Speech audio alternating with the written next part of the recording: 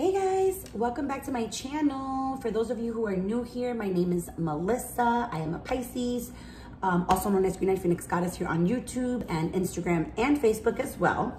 So guys, welcome to my channel. Thank you so much. I think you'll find that as a Pisces with a lot of different placements in my chart, I love to do all kinds of different things, but anything, again, pertaining to my channel will always be linked down below.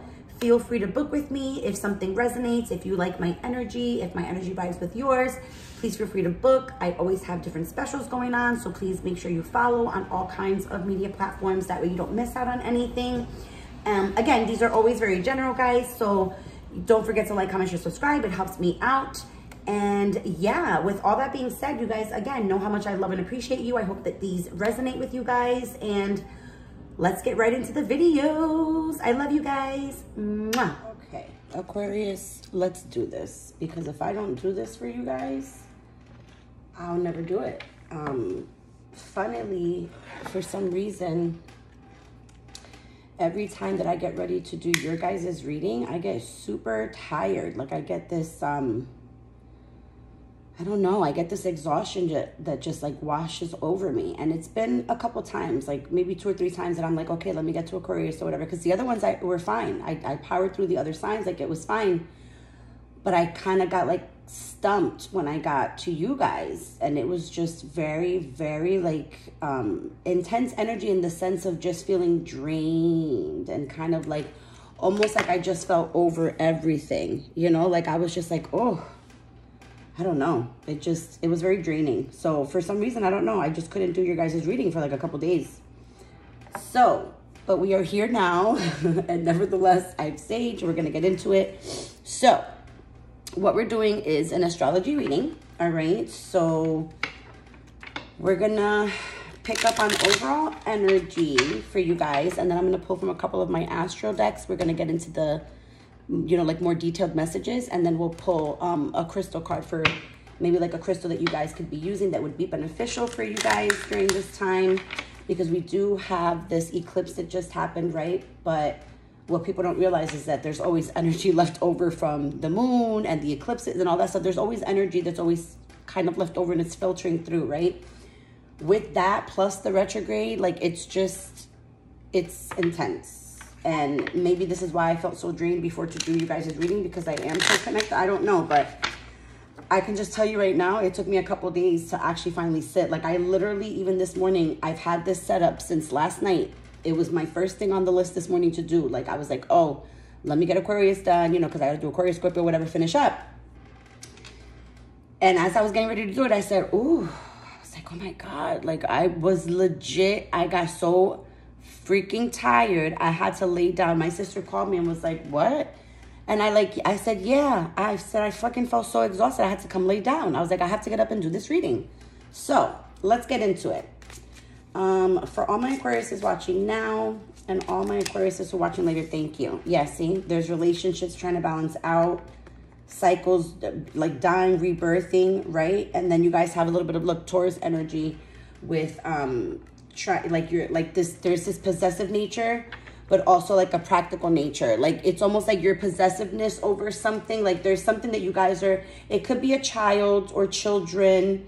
It could be that you guys, there could be like a job or something that is very important to you guys, or there could be just like a trend, like a choice, a decision that's like super important to you guys that you're very possessive over, but it's like you're not possessive in a bad way. You're just trying to be practical about it, but it is something that kind of like invades your mind space. Does that make sense? You know what I mean? So you guys have like overall energy as far as like all this energy with what's going on astrologically. Like there's just things happening for you right now, Aquarius, that it's going to be like cycles dying, cycles rebirthing. You're going to be evolving, right? You're going to find balance and justice within relationships and your life. I'm picking up more that your love life is going to balance out, but then it's for you guys for some reason. It's like your love life is going to balance out and then all the rest of the abundance is going to come. But there's this thing with you guys and love that it's almost like you feel like if you don't have that, the other aspects of your life will fail if you don't have like a partner. It's like it's super important for you to have a partner to grow with, like type of thing. It's almost like you really you would like really relish in that fact that you could be with somebody that you guys grow together. You know what I mean? Does that make sense? So that's what they have as overall energy for you guys. Let's see. What else do we have for my Aquariuses? What else? What else do we have for my Aquariuses? Thank you. Last quarter moon. What else?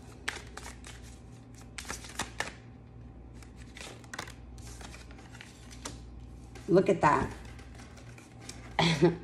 If that's not double confirmation, I don't know what is. I'm feeling a little bit better now that I'm getting you guys' reading done, because I was feeling like crap.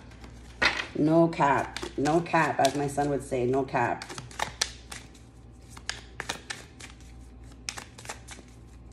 And it's so funny because I feel like for you guys have purple, right? Like you guys do have purple in your Aquarius card that pops up here. Like you guys, it is purple, right, too? But I find it so funny because like purple is like a very significant color for you guys for some reason. I don't know why. I feel like a lot of you like really love the color purple, and the fact that the Taurus is also purple, and the fact that they're saying you guys are kind of like almost displaying those characteristics of like a Taurus person. I mean, I just find it funny because it just shows you that when things are meant to be said or things are meant to be found out or whatever, like everything happens like at its own time. Like we don't even have to do anything. That's why it's funny when people want to have control. I laugh at myself when I think about my past, and I think, why did I even bother to try to take control? Because it doesn't matter. It didn't matter what I did. What needed to happen, whether it was good or bad anyway. You understand what I'm saying? Like, so really, you know, we do have free will and everything, but really, like, things that need to happen, regardless of that free will, they will happen. They will find a way to kind of, like, seep out from the seams, if that makes sense. All right, what else? What else for Aquarius? Ooh, they have a lot for you guys here. All right, so your guys' might be a long one too. You guys got Leo, Virgo, Pluto, and Libra. So we're gonna get into it. All right, so let's see. Let me pull the last card. Let me pull the crystal card, and then we'll get into the deets. We'll get into the deets. Let's see. What crystal can my Aquariuses use at the moment during this time that we have going on with the eclipse and the retrograde? What crystal could be beneficial for my Aquariuses right now?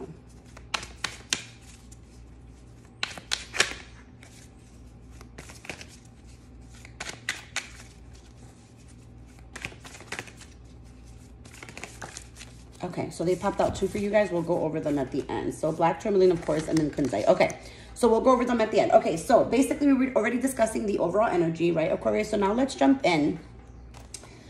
For you guys, I'm going to go backwards. I'm going to actually go through the guidebook for the ones at the bottom first, and then we're going to get into the other ones, because I feel like the other ones are meatier and these are kind of quick.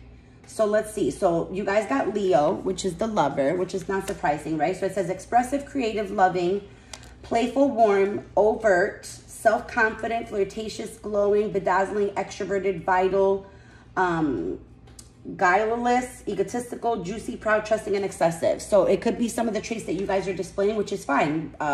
You know, coming into your feminine power, coming into your power period, right? So we have a lot of the signs here. So let's go through the signs first, and then we'll get into the one that you guys have for Pluto. So let me go towards where the signs are, because they're all like obviously in order, so it's easier. Actually, you know what? Pluto I saw first, so we're gonna do Pluto first. It was meant to be. Pluto, okay, transformation. So it says renewal, inner resources, basic instinct, motivation, personal power, evolution, composting, cycles, death, rebirth, subversion, suspicion, obsession, intensity, reckoning, taboos, clearing, and extremes. All right, so when Pluto arrives, be ready to reckon with a treasure that's disguised as loss. Something is being stripped, purged, wiped out of your life to pave the way for lush new growth. But first, you've got to grieve what's leaving and sit with the sensation of sloughing off. There's no way to pretty up a psychological death. Take the time you need. Release in whatever way feels good, whether it's primal screams and sweat-drenched dancing or simply exfoliating your skin. Know that what's leaving is revealing the very essence of your personal power and a connection to the parts of you that are forever solid gold. This is a journal prompt for this one. It says, the experience that transformed me and then obviously you would write the prompt for that. All right, so that's Pluto. Now we're going to get into the signs that popped up for you guys. So let's see.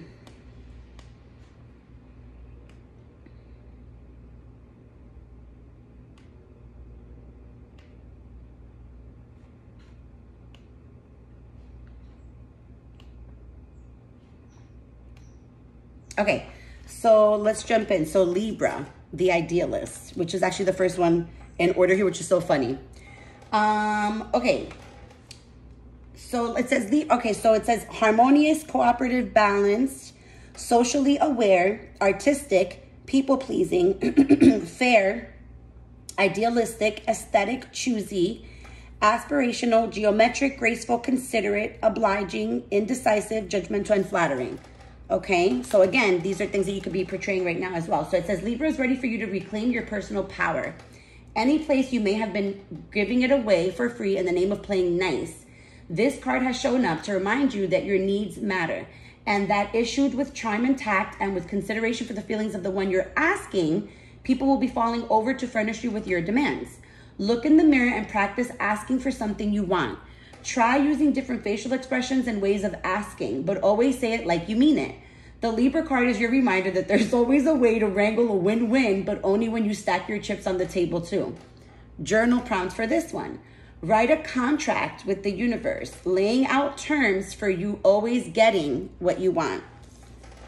Okay, Aquarius, there's not really even much I have to say. Like, that's why I'm just going through and reading them, because like my energy brings out what needs to come out. You understand what I'm saying? So this is what you guys need to hear. I love it. So then you guys got Virgo, the alchemist.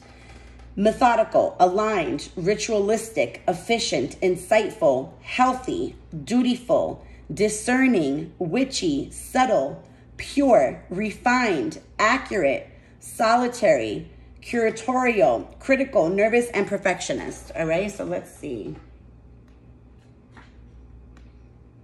Yeah, and look at Virgo is the actual next one on the page too. So that's funny. You see how things are in order for you guys? It's so hilarious. Okay. You're being asked to bring out your microscope and take a closer look. Something in your world is ready for a forensic eye, and you may have to slow down and get quiet for a moment to discover exactly what this is. How's your meditation practice? Building even a few minutes into your day to feel how it really feels to be in your body will help ground and center you now. Same goes for creating some healthful routines when it comes to diet and exercise. Tending to these details will help you access your flow state, the place from which you can manifest magic in each moment. Journal prompts for this one is, write about something you love to nerd out on and why it fascinates you. For a lot of you, obviously, it's obviously connecting. Do you know what I mean? Let's see if this is yep. Oh my God, they all fell out in that same order for you guys in the book. That is hilarious. Okay. Leo, the lover. So I already mentioned it before. The expressive, creative, right? We already said that. Oh, we already read through that. So this is no time to be shy, demure, to not shine your light on the world as brightly as the sun. Leo is a reminder that you, yes, you are a gift to humanity, that the day has come to emerge from the dressing room of life and claim your position center stage. Does this vision excite or intimidate you? If the thought of the spotlight shining down on you has you feeling shy, summon the energy of Leo by connecting your inner child. Close your eyes and be transported back to a time when life centered around creative play. Feel the presence of this version of you as you go about your day. Journal prompt for this one. Write a description of your ideal day in the voice of 5-year-old you. I love it. I love it. I love it, love it, love it, love it. Okay, let's get into the other ones because I'm just so excited for this reading. Oh my God, I'm so excited. Okay. So, last quarter moon, then you guys got Taurus, okay? And then you guys got 4th house. All right, so now we're going to get into it. So the houses are at the back of this. So 4th house, we said, right? Yeah, 4th house. So, keywords are childhood, family, home, roots, privacy, and solitude. It is time to reconnect to your roots with the appearance of the 4th house card. This is more than just spending time with your family in your usual way. Asking your parents or grandparents questions about your ancestors and learning their stories helps you get in touch with where you came from. I'm getting chills right now because I think I've mentioned this privately probably to some, and this has come up about really getting in touch with people who, anyway, I'm not even going to go any further. Anyway, Maybe this provides you with some insight into why things are done a certain way in your family. The 4th house is also about fixing up, cleaning, and decorating your home. Sometimes we scoff at things like this as superficial, but we shouldn't overlook how beneficial these tasks can be to our mental health. Home should be a place not just of security, but also comfort. Very, very true. Okay, so we're gonna do the moon next, and then we'll do the sign. Last quarter moon. Okay, keyword is decline for this one. The flower petals begin to wilt and fall, and you may be feeling anxious about letting go of their beauty. It is important to remember that they are just getting out of the way so the seeds can be spread by the wind. Like the flower, you also need to release what is blocking your potential. Be sure to make a note of what did work for you and apply that to the situation next time. Okay? All right, and last one, Aquarius, is the Taurus one. So let's see. I believe, is it back here? No, Ascendant was first.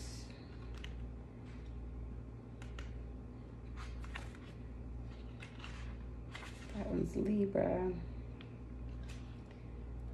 Leo, Cancer.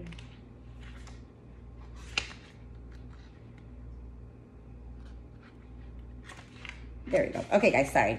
We got it. Keywords: security, grounded, beauty, art, stubborn, and strength. Taurus reminds us that it is okay to crave comfort and to indulge every once in a while. It is okay to spend some money on yourself as long as your responsibilities take priority. A good thing to remember is that pleasure doesn't have to cost. A book from the library is going to contain the same words as it would if you purchased it. Flowers picked from a garden smell just as good as ones from a store.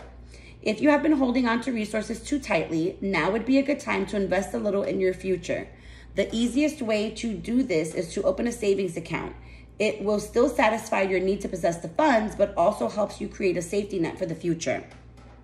Okay, so that's what we have as far as like all astrologically what's going on with you guys. And then the 2 crystals that they recommended was kunzite and black tourmaline.